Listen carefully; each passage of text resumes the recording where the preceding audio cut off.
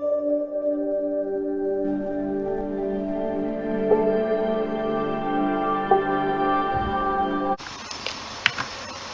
वालेकुम लबैक या रसूलुल्लाह सल्लल्लाहु अलैहि वसल्लम। Welcome to the platform of Khadim Hussain Rizvi medical service. तुसां एक्सेस रेट रिदम पढ़ लीता सी ना पिछली सारी सीरीज दे अंदर। हुण इंशाल्लाह असी पढ़ांगे कि भाई प्रैक्टिस किस तरह की जाती है, क्योंकि practice make the man perfect. और अब हम एक्सेस को, रेट को और साथ में रिदम को जरा आओ ना, जदों कोई बंदा तुहानू फड़ा देवे, जिहड़ी गल मैं 3 लेक्चरां दे लगातार कर रहा कि जदों एक बंदा फड़ा देवे तुहानू ईसीजी, उसनू किस तरह पढ़ीदा, आओ जरा प्रैक्टिस करी दे।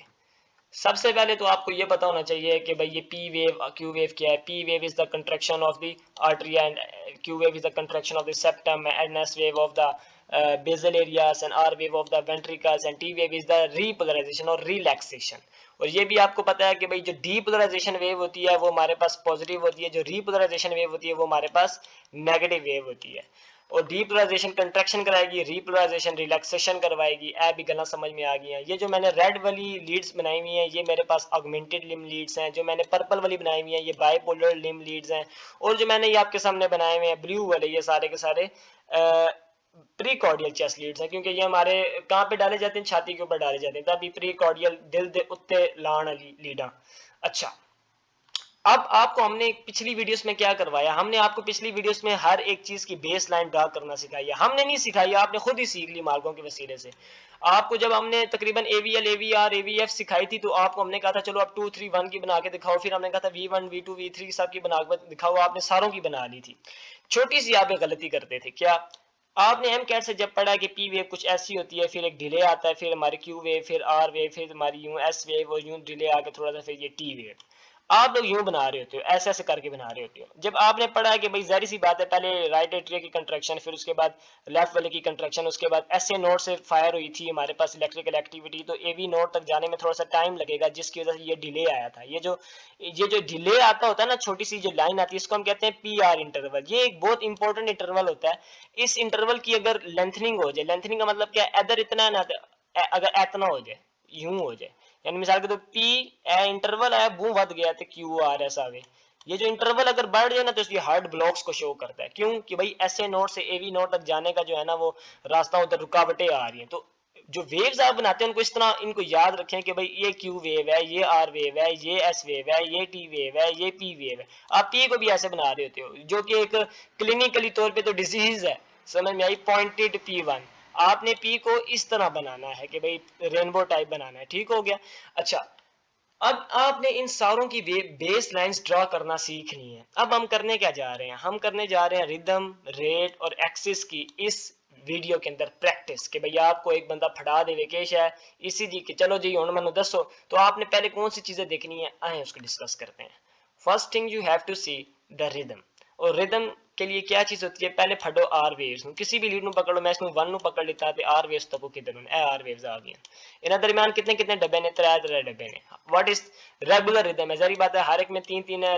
If the number of boxes present between 2 R and R waves in the successive series is same then the person is having the regular rhythm. और रेगुलर रिदम का फार्मूला क्या होता है, हमारे पास 300 divided by number of boxes present between 2 R and R waves, कितना है 3। तो आंसर क्या आ गया हमारे पास 100। ना इस बंदे को ब्रेडी कार्डिया, ना इस बंदे को टैकी कार्डिया। ये लो यार, इतनी छोटी सी बात को आपने इस तरह समझ लिया, डेट्स इट। और क्या आपने समझना है, आपने तो रिदम ही निकाल लिया, आपने बता दिया रिदम रेगुलर है और रेट भी नॉर्मल है।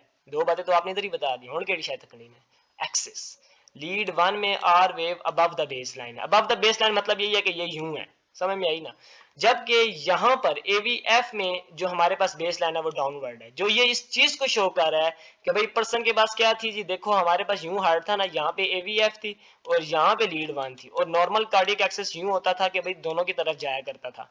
लेकिन अब वो कह रहा है कि भाई एवीएफ में डाउनवर्ड आ गया, तो मतलब यही है ना कि भाई ये हमारे पास वेक्टर यहाँ से तब्दील होकर ज्यादा ही लेफ्टवर्ड चला गया कि एवीएफ को कोई भी वेक्टर नहीं जा रहा। तो एवीएफ को जब कोई वेक्टर नहीं जा रहा तो फिर ये हमारे पास डाउनवर्ड ही वेव आ जाएगी। तो इसका मतलब ये हुआ द पर्सन इज हैविंग, कहां की तरफ शिफ्ट हुई है, लेफ्ट की तरफ। तो क्या हो गया इसको, लेफ्ट एक्सिस डेविएशन। इसको कौन सी वाली, ये जो हमारे पास आपके सामने ईसीजी नजर आ रही है, ये किस चीज को शो कर रही है जी? The person is having the regular rhythm, the rate is normal, but the patient is having the left axis deviation. इसका मतलब क्या था? हमारे पास एसए नोड से निकल के एवी नोड के बाद जो बंडल ऑफ हिस्स आता था राइट एंड लेफ्ट, जो कि पोस्टीरियर और एंटीरियर में डिवाइड हो जाता था, उसमें जाके हमारे पास क्या हो गया है, जो मसला जो है वो हो चुका है।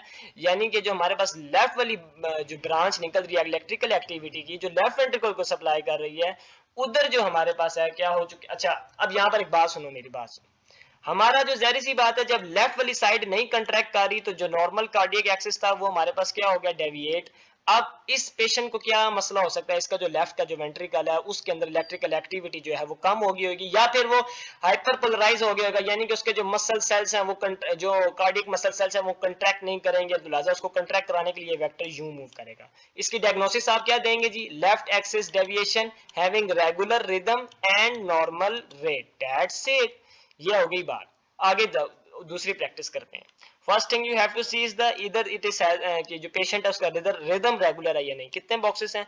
4 हैं तकरीबन, यहाँ पे भी 4 हैं, तो 3 यानी कि रेगुलर रिदम हुआ, पहली बात तो ये। और रेट क्या आ जाएगा? 300 डिवाइडेड बाय 4 अपनी कर ले, मेरी इतनी मैथ जी है वे करेक्ट नहीं, 75 मेरा ख्याल आ जाए रेगुलर हार्ट बीट ना, इसमें ब्रेडी कार्ड है ना इसमें टैकी कार्ड है। अच्छा जी, ना इस बंदे ये मसला है तो ना कोई और मसला, इस बंदे दी फिर और केड़ा मसला आ रहा है। उसके बाद एक्सेस देखें, लीड 1 में हमारे पास जो आर वेव है वो किस तरह है जी? वो बिल्कुल ऊपर है। लीड एवीएफ में आर वेव कहाँ है जी? बिल्कुल ऊपर है। तो that's it, the patient is having the normal. अच्छा, उसके बाद एक और बात आपको मैंने बताई थी, आपको याद होनी चाहिए, क्या चीज? यानी कि इस बंदे का नॉर्मल कार्डियक एक्सिस है ना, ना इसको लैड है यानी कि लेफ्ट एक्सिस डेविएशन, ना इसको रैड है यानी कि राइट एक्सिस डेविएशन। अच्छा, एक बात बताओ, आपको मैंने बताया था ये हार्ट है, यहाँ पे V1 होती है, यहाँ पे V6 होती है, और मैंने कहा था वैसे नॉर्मल कार्डियक एक्सिस यूं होता है जो R होता है। तो देखो V1 में इसका मतलब R वेव का एम्पलीट्यूड कम आएगा और V6 में ज्यादा आएगा। तो ये देख लो V6 में बिल्कुल R वेव अबव साइड है, जबकि V1 में देख लो और S वेव डाउनवर्ड ज्यादा आ रही। मुराद ये है कि भाई ये भी चीजें बिल्कुल ठीक हैं। इसका मतलब the patient is having the normal ECG, मुबारक हो, बंदे की बिल्कुल ईसीजी ठीक है। और जब कोई पंगे तो नजर ही नहीं आ रहे थे, फिर जरूरी कोई कड नहीं है होना के। अच्छा, यहाँ पर अब क्या होता है कि भाई वैसे ये पंगे लेने वाली बात है, कोई इसमें कोई इतनी वो डिफिकल्टी नहीं नजर आ रही। हाँ, इसमें जब हम डीपनेस में जाएंगे, अभी ये बिल्कुल नॉर्मल है, जब डीपनेस में जाएंगे फिर हम यूं गिनना शुरू कर देंगे। याद है मैंने आपको बताया था ये छोटा सा जो डब्बा होता है, इसकी हमारे पास मैंने यूं बताया था कि एक्स एक्सिस में इसके 0.2 होते हैं और ये हमारे पास यूं एम्पलीट्यूड होता है, फिर उसको तकना पैना है। तो बहरहाल ए जी है वे ना ईसीजी बिल्कुल बंदे दी नॉर्मल है। और एवीआर तो आपको पता ही है ना कि उल्टी आती है, ए ना हो तुसी कहोगे भाई यार पुट्ठी क्यों आई है। ठीक हो गया, the patient is having normal ECG. आगे आ जाए, और इसमें ये मसला first thing you have to see is the, ये देखें जी कहाँ जी, ये आ गया आर वेव्स कितने डब्बे आ गए? 4 डब्बे वही 75। Rhythm is regular, heart beat is normal, हमारे पास हार्ट बीट आ गई वही 75 आ गई। आप क्या चीज आपने देखनी है जी? कार्डियक एक्सेस को आपने देखना है। कार्डियक एक्सेस ये देखें, यहाँ पे भी लीड 1 अबव है और यहाँ पर भी लीड जो हमारे पास आर वेव है, सॉरी, वो अबव दी बेस लाइन है, पेशेंट इज बिल्कुल नॉर्मल है। और यहाँ पर वही वाली बात, V1 में जो आर वेव है उसका एम्पलीट्यूड बड़ा नहीं होना चाहिए और V6 में बड़ा ही होना चाहिए। तो बिल्कुल ये चीजें भी बिल्कुल आपको नॉर्मल नजर आ रही हैं। तो इसका मतलब ये भी हमारे पास क्या आ गई जी? Normal ECG. बिल्कुल क्या चीज आ गई जी? Normal ECG. मुबारक हो, ये भी बिल्कुल करेक्ट है। कोई डिफिकल्टी थी समझने में? कोई डिफिकल्टी नहीं थी। आपने क्या चीज देखनी है? पहली चीज रिदम देखना है, दूसरी चीज रेट देखनी है, तीसरी चीज एक्सेस देखना है, चौथी चीज क्या देखनी है? V1 V6 को देखना है। समझ में आ गई? आगे चलते हैं। इधर आओ जरा, इधर के मसला हो रहा है। First of all in red निशाना नु भूल जरो, इनको नहीं देखना आपने। अच्छा जी, पहले तो आप ये देख लो कि भाई इधर क्या हो रहा है। ये हमारे पास आ गई आर वेव्स। अच्छा, वैसे पहली बात को मैं बात बता दूं कि यहाँ पे आपको बिल्कुल नजर आ रही है एक चीज कि एक लीड 1 है उसमें जो आर वेव है वो आपकी डाउनवर्ड है। आपके जहन में ये खदशा आया होगा कि भाई ये लीड 1 में जो है पुट्ठी आ रही है, तो मतलब इस बंदे को राइट एक्सिस डेविएशन होना चाहिए। पहली तो आपकी चीज ये आ गई होगी, लेकिन असल में ऐसा नहीं है। आपने सिर्फ लीड 1 को तो नहीं देखना, आपने लीड एवीएफ को भी देखना है। एवीएफ भी पुट्ठी है, ये पहला केस है। तो लिहाजा ये आपको ये नई चीज हम सिखा रहे हैं। क्या चीज? This is known as the north west axis deviation या extreme axis deviation. North west axis deviation या फिर एक्सट्रीम। देखो यूं होता है नॉर्थ, ये होता है साउथ, ये होता है हमारे पास ईस्ट और ये होता है हमारे पास वेस्ट। हमारे पास जो लेफ्ट वाला आता था वो यूं जाया करता था नॉर्थ ईस्ट की जानिब, जो राइट वाला आता था वो हमारे पास तकरीबन वेस्ट साउथ में जाता था। लेकिन अगर और जो हमारे पास जो नॉर्मल होता था वो हमारे पास ईस्ट साउथ में होता था। लेकिन अगर एक बहुत ज्यादा ही राइट साइड पे चला गया तो वो नॉर्थ वेस्ट वेस्ट डायरेक्शन में चला जाता है। यहाँ पे हो जाए तो लैड है, यहाँ पे हो जाए तो रैड है, यहाँ पे आ जाए तो नॉर्मल है, और अगर यहाँ पर आ जाए तो क्या है जी हमारे पास एक्सट्रीम एक्सिस डेविएशन या नॉर्थ वेस्ट एक्सिस डेविएशन। इसमें क्या होता है कि हमारे पास लीड 1 में भी आर वेव डाउनवर्ड होती है, लीड एवीएफ में भी आर वेव डाउनवर्ड होती है। लेकिन लेकिन लेकिन इसका मतलब है नहीं ये बंदा जेड़ा है वो खराब हो गया। आपने देखना है आपने लीड्स तो नहीं कहीं मिसप्लेस कर दी, ए ना हो बंदे नु ਇਹ ਨਾ ਹੋਵੇ ਕਿ ਬਈ ਇਹ ਵੀ ਥੱਲੇ ਵੇ ਇਹ ਵੀ ਥੱਲੇ ਵੇ, ਬੰਦੇ ਨੂੰ ਤੁਸੀਂ ਲੀਡਾਂ ਪੁੱਠੀਆਂ ਲਾਈਆਂ ਹੋਣ ਤੇ ਜਦੋਂ ਸਿੱਧੀ ਕਰੋ ਤੇ ਇਹ ਵੀ ਸਿੱਧੀ ਆਵੇ ਤੇ ਇਹ ਵੀ ਸਿੱਧੀ ਆਵੇ ਤੇ ਬੰਦਾ ਤੇ नॉर्मल हो गया एक किस्म का। समझ में आई? तो इस चीज की एहतियात आपने लाजमी करनी है। अच्छा अब आगे आ जाएं, आगे क्या चीज देखनी है जी? वैसे इधर जो है ना इस बंदे को एक्सट्रीम एक्सिस डेविएशन ही है। क्यों? अच्छा एक्सट्रीम एक्सिस डेविएशन में क्या होता है फिर वो वेंट्रिकल टैकीकार्डिया वगैरह आ जाता होता है। अच्छा यहाँ पर मैंने क्यों आपको इतने वो यकीन से कह दिया, क्योंकि यहाँ पर हमारे पास ये देख लें V6 में भी हमारे पास जो वेव्स हैं वो भी बिल्कुल उल्टी जानिब आ रही हैं, और 2 में भी हमारे पास बिल्कुल उल्टी जानिब आ रही हैं। तो ये इस बंदे ਨੂੰ वाकई एक्सट्रीम एक्सिस डेविएशन है। और यहाँ पर आर वेव्स यहाँ पे भी इतना नहीं चढ़ रही है, देखें V3 में भी नीचे ही आ रही है, V4 में भी नीचे आ रही है, V6 में भी नीचे आ रही है, 2 में भी नीचे आ रही है।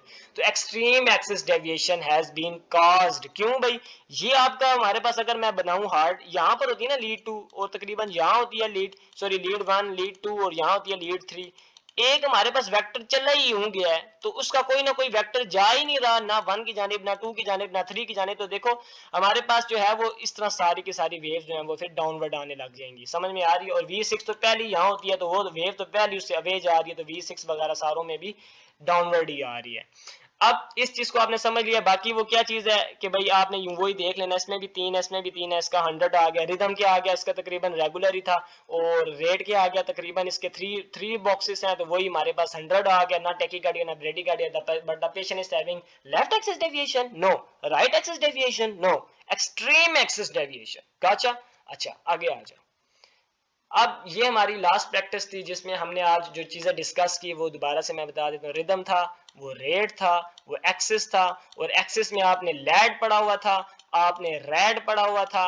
लेकिन आज आपने नई चीज पढ़ी है नॉर्थ वेस्ट एक्सिस डेविएशन या फिर एक्सट्रीम एक्सिस डेविएशन। और ये पहले आपने रिदम निकालते हैं, फिर आप रेट निकालते हैं, फिर आप एक्सेस देखते हैं, और आखिरी चीज आप देखते होते हैं V1 और V6 को। उसमें क्या देखते होते हैं? V1 में R का एम्पलीट्यूड कम और S का ज्यादा होना चाहिए, इसमें R का ज्यादा और S का कम होना चाहिए।